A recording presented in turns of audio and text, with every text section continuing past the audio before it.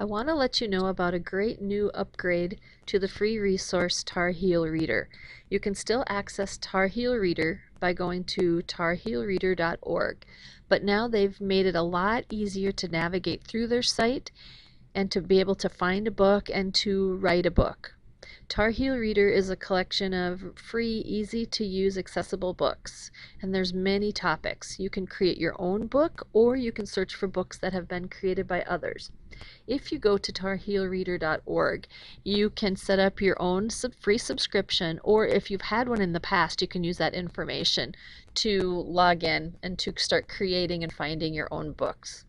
The first thing I wanted to tell you about is that each book can be speech enabled, and you do that under settings, which I'll show you in a minute. You also have multiple interfaces, so students could activate the Tar Heel Reader books by touchscreen, by IntelliKeys, or by switches. So if you click here, you can learn more about the access methods.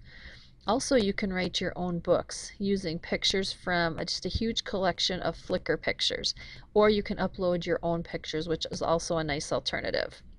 So the first thing I want to show you is how to find a book. So I clicked on the Find a Book icon and it took me to this page. As you can see, there's lots of ways that you can search. You can search under a Topics tab and find a topic you might be interested in.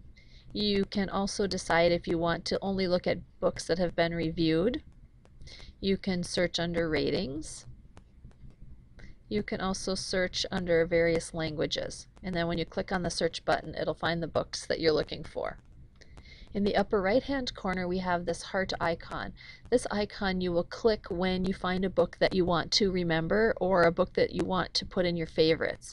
This way you won't have to search through all the multitudes of books. If you find one you like, then you can put it in your favorites folder to find it when you need it.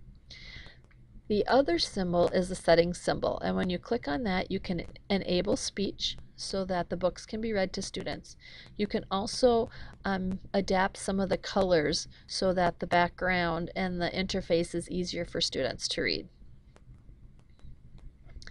Over here in the upper left-hand corner, this is the menu tab that will take you back to the main page, so I'm going to click on that now. So this is the menu options. We have your home button, and that will take you back to where we started, where you can find a book or write a book. There's also the Find a Book tab. There's a Collections tab of various collections that are within the resource. Here's your Favorites tab, and here's where you can write a book. So now I have to log in order to write a book. Now that I'm logged in, I can go ahead and write a book, and you can write a book in 4 really easy steps. The first thing that you need to do is find pictures for your books. So I'm looking for a picture of a dog. I type that in, and then pictures that represent a dog will come up for me, and I choose the picture I want.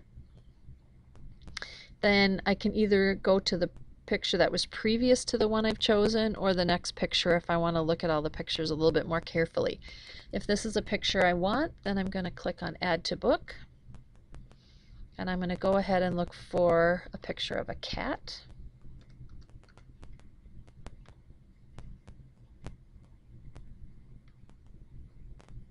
Add it to my book, and I need to have one more picture because you need at least 3 pages to create a book.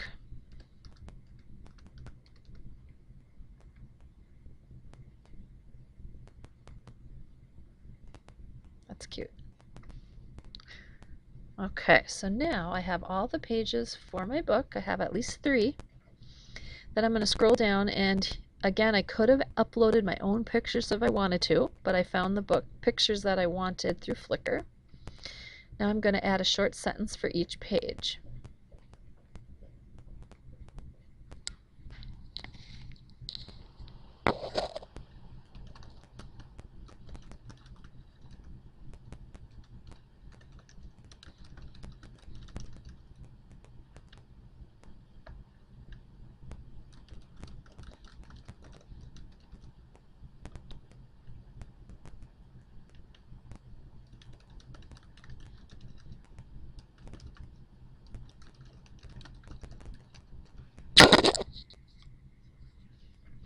Okay, so I've added 3 sentences, or 1 sentence for each page. Then I'm going to fill in the details by giving it a title.